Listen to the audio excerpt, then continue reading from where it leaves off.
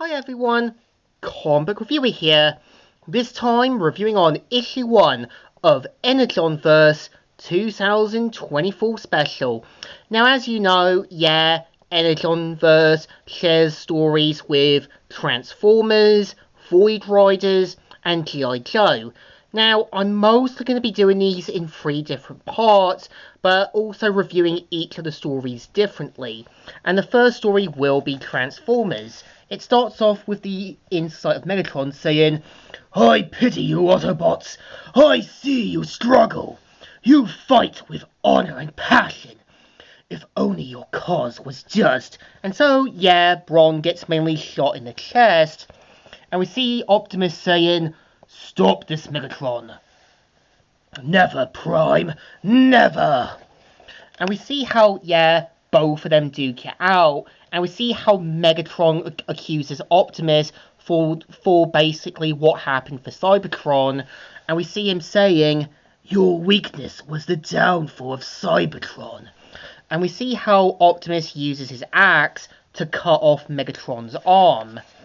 And of course, flies out from the Ark. And we see how Megatron says, "Starscream! Megatron! Don't worry, rest now." No! And we see how, Starscream betrays Megatron, launching him down to Earth, and him assuming the role of leadership, setting the events for the early issues of the sort of Image comics.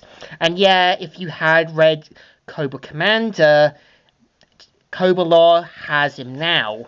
And we see how Megatron comes alive, and we see how the scientists struggle in vain to keep him basically in containment, but of course manages to escape, and even ask for his limbs and that. So it turns out they only have one.